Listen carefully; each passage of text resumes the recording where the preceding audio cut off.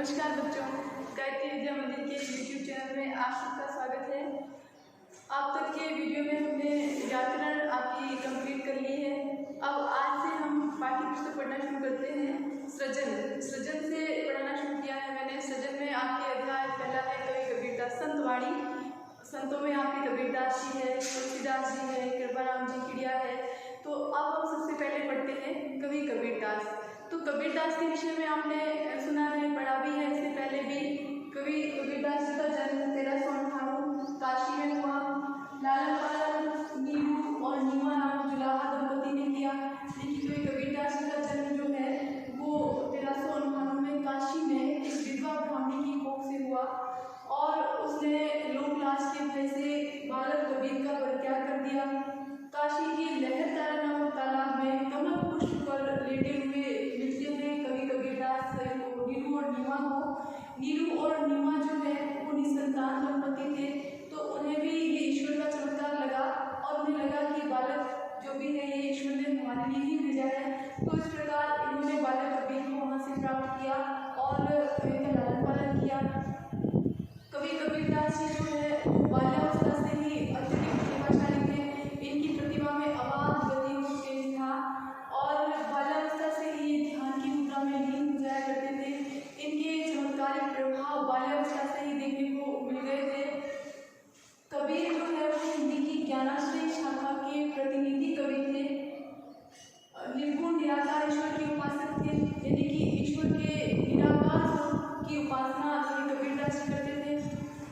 इनके गुरु संत स्वामी रामानंद जी थे। रामानंद जी को गुरु बनाने के लिए भी इन्हें बड़े प्रयत्न करने पड़े थे, क्योंकि जुलाहा दंपति में इनका लालन पालन करने के कारण अछूत समझ जाते थे और उस समय भक्तिकालीन समाज में छुआछूत, जाति प्रथा, ऊंच नीच का भेदभाव आदि अधिक मात्रा में व्याप्त था। तो उसका शिकार कवि कबीरदास जी को भी होना पड़ा था। तो रामानंद जी को अपना गुरु बनाने के लिए उन्हें अनेकों प्रयत्न करने पड़े थे और मृत्यु होती है इनकी 1518 में मगहर में। मगहर में इनकी मृत्यु होने का कारण ये स्वयं गए थे मगहर में देह त्याग करने के लिए। इसका कारण ये था कि उस समय लोगों में मान्यता थी कि जो काशी में जिनके प्राण निकलते हैं, जो भी देह त्यागते हैं काशी में रहते हुए, उन्हें मोक्ष प्राप्त होता है। तो कवि कबीरदास जी इस मान्यता का खंडन करना चाहते थे। इसके लिए कवि कबीरदास जी काशी को छोड़ करके अपने अंतिम समय में मगहर में जाकर निवास करते हैं और वहीं जाकर के अपनी देह त्याग करते हैं, सिर्फ इस मान्यता का खंडन करने के लिए कि काशी में रहकर के देह त्यागने से मुक्ति प्राप्त होती है और काशी से बाहर बढ़ने पर मोक्ष प्राप्त नहीं होता। इसके बाद कवि कबीरदास भक्तिकाल के महान समाज सुधारक थे। भक्तिकाल के महान समाज सुधारक किसी को कब बनना पड़ता है? जब समाज के अंदर बुराइयां व्याप्त हो, कुछ ऐसी बातें व्याप्त हो जिनके कारण समाज उन्नति नहीं कर पाए, बिछड़ता चला जाए। समाज के अंदर समाज की एक छोर से लेकर दूसरे छोर तक प्रत्येक वर्ग के लोगों का जीवन सुलभ ना हो, आसान ना हो, उन्हें व्यवधान हो समाज के भीतर। तो ऐसे समाज की गतियों को सुधारने के लिए किसी न किसी व्यक्ति को पहल करनी होती है। तो कवि कबीरदास जी के समय में यानी कि भक्तिकालीन समाज के अंदर समाज में बहुत अधिक मात्रा में छुआछूत, जाति प्रथा, भेदभाव, ऊंच नीच, बहुदेववाद यानी कि बहुत सारे देवताओं को मानना आदि ये सारी बुराइयां व्याप्त थी। तो कवि कबीरदास जी ने अपने उपदेशों के माध्यम से, अपनी वाणी के माध्यम से इनका खंडन किया, समाज में व्याप्त बुराइयों का खंडन किया। कवि कबीरदास जी खुद कहते हैं बहुदेववाद का उन्होंने बड़ा विरोध किया। हिंदुओं मुसलमानों की जो सांप्रदायिक भावना है उसे की विरोध करने की, कुछ जैसे कहते हैं कि हिंदू कहे मोहि राम प्यारा, तुर्क कहे रहमाना, आपस में दो लगे हुए मरम न काफू ज्यादा।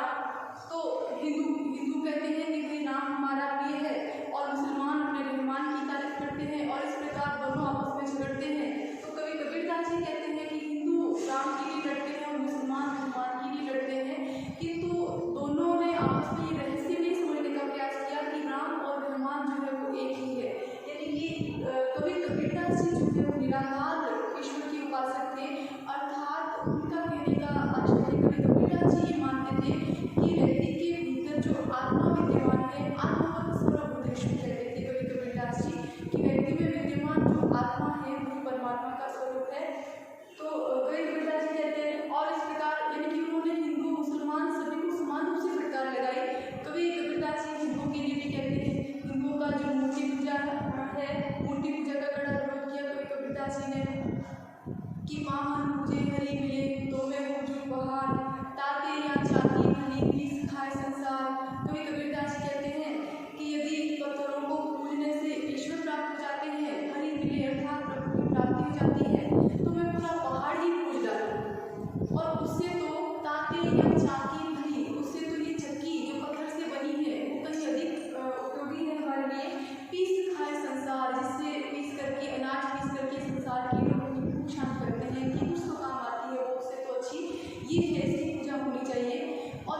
मुसलमानों के लिए भी कवि कबीरदास जी कहते हैं कि कातर पाथर चोरी के मस्जिद लई चिनाय ता चढ़ी मुल्ला बांग दे क्या बहरा हुआ खुदा है। अर्थात मुस्लिम भाइयों के लिए कि कंकड़ और पत्थरों को चुन चुन करके मस्जिद का निर्माण कर लिया और उस पर चढ़ करके मुल्ला बांग लगाता है अल्लाहू अकबर, यानी कि अजान। क्या आपका अल्लाह बहरा हो गया है जो इतना ऊंचा सुनता है? उसको ऊंचा सुनाने के लिए आप इतना जोर जोर से बांग लगाते हो मुर्गे की भांति। तो इस प्रकार कवि कबीरदास जी ने हिंदू और मुसलमान दोनों को समान रूप से फटकार लगाई है, लेकिन उन्होंने किसी को भी नहीं छोड़ा। तो कवि कबीरदास जी ने अपने समाज में व्याप्त बुराइयों का बड़े स्तर पर कड़ा विरोध करते हुए समाज को सुधारने का कार्य किया। इसी कारण कवि कबीरदास जी को कवि बाद में और समाज सुधारक कहने कहा गया है। फिर देखें कवि कबीरदास जी को आचार्य हजारी प्रसाद द्विवेदी ने वाणी का डिक्टेटर कहा है। वाणी का डिक्टेटर अर्थात तानाशाह, यानी कि वाणी पर जिनका पूर्ण अधिकार हो। तो कवि कबीरदास जी का भी अपनी वाणी पर पूर्ण अधिकार था, यानी कि वे किसी भी बात को कहने के लिए उनके पास उनके शब्दकोश में शब्द रहते थे, यानी कि किसी भी बात को बड़ी आसानी से सपाट बयानी से अच्छे तरीके से कवि कबीरदास जी कह देते थे। कहा भी गया है कि कवि कबीरदास जी के लिए कि वे हर बात को बड़ी आसानी से कह देते थे, यदि इतनी सरलता से कह देते थे कि यदि अगर ऐसा होता कभी कभार कि उनके पास शब्द नहीं होते तो वे दरेजा देकर इनकी धक्का देकर के भी किसी तरह से अपने भावों को प्रकट करने में समर्थ थे कवि कबीरदास जी, यानी कि उनका वाणी पर पूर्ण अधिकार था। अपनी भावनाओं को व्यक्त करने के लिए उनके शब्दकोश में अपार शब्द थे। इस कारण कवि कबीरदास जी ने आचार्य हजारी प्रसाद द्विवेदी जी ने कवि कबीरदास जी को वाणी का डिक्टेटर कहा है। अब बात करते हैं कबीरदास जी के उपदेशों का संकलन उपदेश दिए कवि कबीरदास जी ने, यानी कि उन्होंने कोई रचना नहीं लिखी अपने हाथों से, क्योंकि कवि कबीरदास जी उनकी स्वयं की मुख से मतलब बात करें, कवि कबीरदास जी स्वयं कहते हैं उनकी स्वयं के अनुसार कि मसीह कागज छुओ नहीं कलम दही नहीं हाथ, यानी कि शाही और कागज को उन्होंने छुआ नहीं, कलम को हाथ में नहीं पकड़ा, अर्थात वे निरक्षर थे, पूर्ण रूप से अनपढ़ थे। कवि कबीरदास जी को अक्षर ज्ञान नहीं था, तो उन्होंने स्वयं लिखा कुछ भी नहीं। उन्होंने जो उपदेश दिए उनके उपदेशों को उनके शिष्य धर्मदास ने संकलित किया विजय के नाम से। तो हम कबीरदास जी को जो अनुभव हुआ वो अनुभव पढ़ने से नहीं बल्कि देशाटन से प्राप्त हुआ। कवि कबीरदास जी ने विभिन्न जगहों की यात्रा कर करके और अनुभव प्राप्त किया, समाजों के संपर्क में आए, वहाँ पर व्याप्त बुराइयों को उन्होंने देखा, परखा, समझा, मिटाने का प्रयास किया। यानी कि अपने जीवन के अनुभवों के आधार पर कवि कबीरदास जी ने जो कुछ भी देखा होता उसको अपने उपदेशों में स्थान दिया, समाज को सुधारने का कार्य किया। तो उनके उपदेशों का संकलन जो है उनके शिष्य धर्मदास ने किया विजय के नाम से। विजय के 3 भाग हैं, साखी, सबद और रमेनी, ठीक है। तो ये तो था कवि कबीरदास जी का जीवन परिचय, उनका साहित्यिक परिचय। आपके 4 नंबर का प्रश्न आता है बोर्ड के प्रश्न पत्र में कि कवि अथवा लेखक का जीवन परिचय से संबंधित, साहित्यिक परिचय से संबंधित। तो बिल्कुल ये इनका जीवन और साहित्यिक परिचय संपूर्ण आ गया कबीरदास जी का। अब हम पढ़ना शुरू करते हैं पाठ कबीरदास जी के दोहे, जिसमें मानव मूल्यों, सदाचार आदि को अपनाने की बात लिखी पर दोहे कवि कबीरदास जी के। तो कवि कबीरदास जी कहते हैं, पहला ही दोहा है, त्याग तो ऐसा कीजिए सब कुछ एक ही बार, सब प्रभु का मेरा नहीं कीजिए किया विचार। इस दोहे के माध्यम से कवि कबीरदास जी ने जीवन में आदर्श त्याग का महत्व बताया है। कवि कबीरदास जी कहते हैं कि त्याग तो ऐसा कीजिए सब कुछ एक ही बार, सब प्रभु का मेरा नहीं नीचे किया विचार। नीचे अर्थात निश्चय।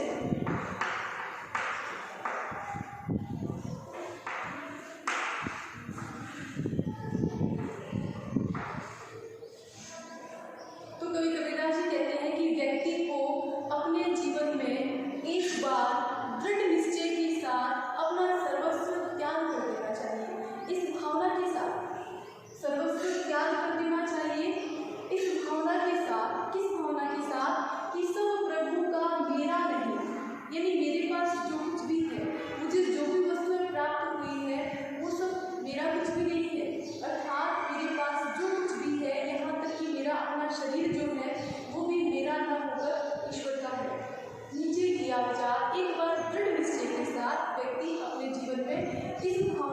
साथ कि मेरा सब कुछ जो है वो ईश्वर की देन है, मेरा अपना उसमें कुछ भी नहीं है, ये सोचकर के सर्वस्व त्याग करे। तो इस त्याग का महत्व है, यानी जीवन में आदर्श त्याग का महत्व और स्वरूप बताया है कवि कबीरदास जी ने दोहे के माध्यम से। तो देखिए, समझने की बात है यहाँ पर कि त्याग किस चीज़ का करने की बात हो रही है। मैं और मेरा की भावना का त्याग, मैं और मेरा की भावना का त्याग ही व्यक्ति को पवित्र बनाता है, व्यक्ति को श्रेष्ठ बनाता है। और ऐसा त्याग व्यक्ति एक बार दृढ़ निश्चय के साथ सब कुछ एक ही बार नीचे किया विचार यानी कि निश्चय के साथ, दृढ़ता के साथ। यहाँ संदेश ये है कि दृढ़ निश्चयी व्यक्ति जो होता है वो अपने जीवन में कुछ भी कर सकता है। तो दृढ़ निश्चय के साथ व्यक्ति को सर्वस्व त्याग कर देना चाहिए, इस विचार के साथ, इस भावना के साथ कि मेरा जो कुछ भी है वो ईश्वर का है। यानी कि सर्वस्व त्याग व्यक्ति वही कर सकता है जिसके अंदर अहंकार नहीं, मैं और मेरा की भावना नहीं हो। तो इस दोहे के माध्यम से कवि कबीरदास जी ने जीवन में आदर्श त्याग के महत्व को प्रतिपादित किया है। अब हम बात करते हैं अगले दोहे की। सुनिए गुण की बारता, अवगुण लीजिए नाही, हंस क्षीर को गहत है, नीर सो त्यागे जाहि। अब इस दोहे के माध्यम से कवि कबीरदास जी ने जीवन में व्यक्ति को श्रेष्ठ गुणों को अपनाने और अवगुणों का परित्याग करने की ओर संदेश दिया है, शिक्षा दी है, उपदेश दिया है कवि कबीरदास जी ने। सुनिए गुण की बारता, बारता यानी बात या महत्व।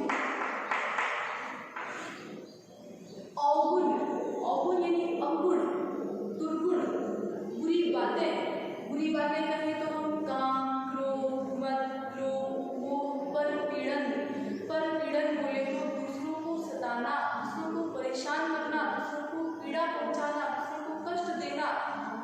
परपीड़न, उसमें पर निंदा भी आता है, दूसरों की निंदा करना, ये सारे अवगुण अर्थात अवगुण।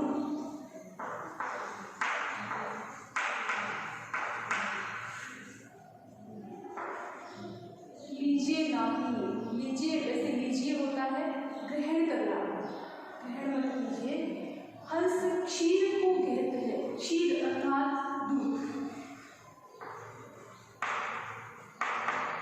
दूध भी कहेंगे।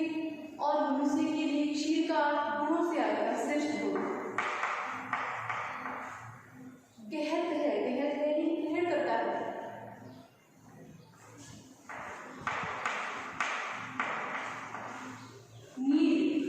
नीर का अर्थ जल से भी है और नीर का अर्थ अवगुण से भी है।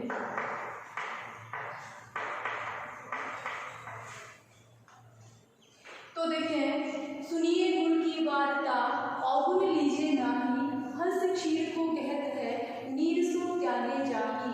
प्रस्तुत दोहे में कवि कबीरदास जी ने व्यक्ति को श्रेष्ठ गुणों को अपनाने और दुर्गुणों का परित्याग करने की ओर संकेत किया है। हम कहेंगे कि कवि कबीरदास जी इस दोहे के माध्यम से ये संदेश देना चाहते हैं कि मनुष्य को हंस की भांति नीर क्षीर विवेक वाला होना चाहिए। इस संसार के अंदर व्यक्ति अनेकों लोगों के संपर्क में आता है, दुनियादारी के संपर्क में आता है। बहुत से लोग जो होते हैं जिनमें श्रेष्ठ गुण होते हैं और बहुत से लोग ऐसे भी होते हैं जिनके अंदर अवगुण भी निहित रहते हैं और कुछ लोग ऐसे होते हैं जिनमें अवगुण भी होते हैं, श्रेष्ठ गुण भी होते हैं, अर्थात अच्छी बुरी दोनों प्रकार की बातें होती है। किंतु व्यक्ति को क्या चाहिए, जो उनके संपर्क में आ रहा है उस व्यक्ति को क्या चाहिए, सज्जनों को क्या चाहिए, श्रेष्ठ मनुष्यों को क्या चाहिए, बुद्धिमान लोगों को क्या चाहिए कि वो उन लोगों के अच्छे गुणों को ग्रहण करे। अच्छे गुण दया, परोपकार, सहानुभूति, प्रेम आदि की भावना जो है, परोपकार आदि की जो भावना है वो श्रेष्ठ गुण है। तो लोगों के ऐसे श्रेष्ठ गुणों को तो उसे ग्रहण करना चाहिए और उसके भीतर जो अवगुण विद्यमान है, जो बुरी बातें विद्यमान है, जैसे अभी मैंने बताया काम, क्रोध, मद, लोभ, मोह, परपीड़न आदि जो दुर्गुण है उनका परित्याग कर देना चाहिए, उनको ग्रहण नहीं करना चाहिए, अर्थात उनकी तरफ ध्यान नहीं देना चाहिए।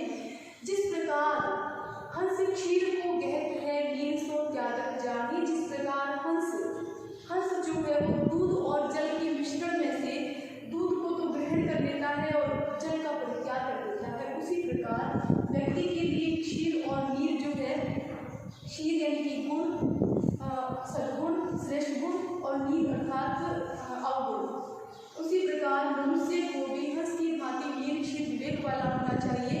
उसको भी दुर्गुण और अवगुणों के मिश्रण में से, दुर्गुण और श्रेष्ठ गुणों के मिश्रण में से व्यक्ति को श्रेष्ठ गुणों को तो ग्रहण करना चाहिए और व्यक्ति के दुर्गुणों की तरफ ध्यान नहीं देना चाहिए, अर्थात व्यक्ति को नीलशील विवेक वाला होना चाहिए।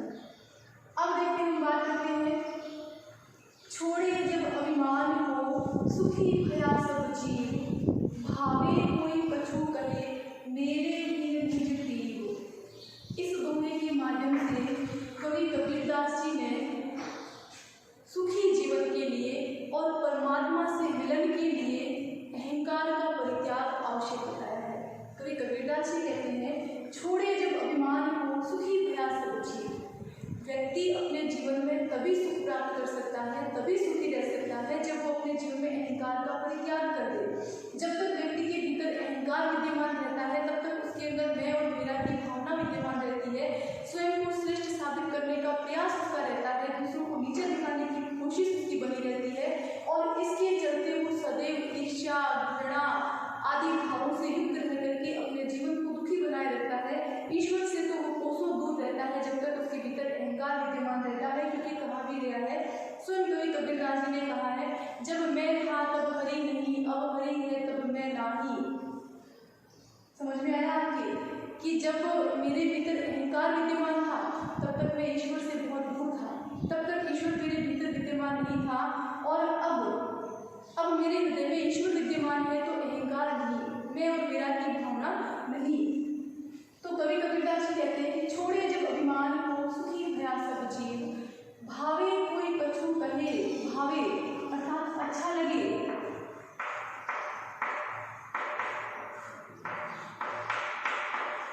अच्छा लगे, रुचे, जिसको जो अच्छा लगे, जिसको जो उचित लगे, जिसको जो रुचे, भावे कोई कछु कहे, फिर चाहे कोई कुछ भी कहे, जिसको जो अच्छा लगे वो कहे, मेरे लिए निज पीव, निज यानी अपने, ये यानी हृदय, पीव यानी परमात्मा, प्रियतम रूपी परमात्मा। तो कवि कबीरदास जी क्या कहते हैं कि जब यदि व्यक्ति को सुखी रहना है तो उसे अपने भीतर के अहंकार को समाप्त करना होगा। ईश्वर से यदि उसे साक्षात्कार पाना है, ईश्वर को यदि प्राप्त करना है, तब उसे अहंकार का परित्याग करना पड़ेगा। तो कवि कबीरदास जी कहते हैं कि अब उन्होंने भी ऐसा ही किया है, उनके भीतर का सारा अहंकार समाप्त हो गया है, उनके भीतर बिल्कुल भी अहंकार नहीं है, और जब अहंकार नहीं है तो उनके भीतर परमात्मा विद्यमान हो गई है। तो कवि कबीरदास जी कहते हैं कि भावे कोई कछु कहे मेरे लिए निज पीव, अब मेरे हृदय में तो ईश्वर विद्यमान है, अहंकार नहीं है मेरे हृदय में, अहंकार मिट चला है और उसकी जगह पे प्रियतम रूपी परमात्मा ने अपना स्थायित्व पा लिया है। तो कवि कबीरदास जी कहते हैं कि अब मुझे कोई फर्क नहीं पड़ता कि दुनिया में मुझे चाहे कोई अच्छा कहे, बुरा कहे, जिसको जैसा अच्छा लगे वो मुझे कह सकता है, क्योंकि मुझे कोई फर्क नहीं पड़ता, क्योंकि मेरे भीतर अभी अहंकार विद्यमान नहीं है। अच्छा बुरा सुनने का फर्क तो अभिमानी व्यक्ति को पड़ता है, उसका अभिमान आहत होता है, अभिमान को ठेस पहुंचती है जब कोई उसे बुरा कहता है या कुछ अच्छा बुरा बोलता है। तो कवि कबीरदास जी कहते हैं कि मेरे भीतर का अहंकार तो समाप्त हो गया है और मेरे भीतर तो मेरे प्रियतम रूपी परमात्मा विद्यमान है, विराजमान है। तो अब संसार में चाहे मुझे कोई कुछ भी कहे, उससे मुझे कोई फर्क नहीं पड़ता, मेरे लिए निज पीव। इस बात से ये स्पष्ट होता है कि आत्मा और परमात्मा की नित्य एकता की बात पता चलती है कि आत्मा और परमात्मा जो नित्य एक है, मतलब हमेशा के लिए एक है आत्मा और परमात्मा, किंतु व्यक्ति के भीतर का जो अभिमान है वो दोनों के बीच में दूरियां उत्पन्न करता है, यानी कि दीवार का कार्य करता है, यानी कि जिस व्यक्ति के भीतर अहंकार विद्यमान होता है वो ईश्वर से कोसों दूर रहता है। तो एक बार आप इसका स्क्रीनशॉट ले लें, उम्मीद करती हूँ कि आपको समझ में आ गया होगा। हाँ, तो इसको आप अच्छे से समझ लें बेटा, और इसके आगे का हम पढ़ेंगे अगले वीडियो में। धन्यवाद।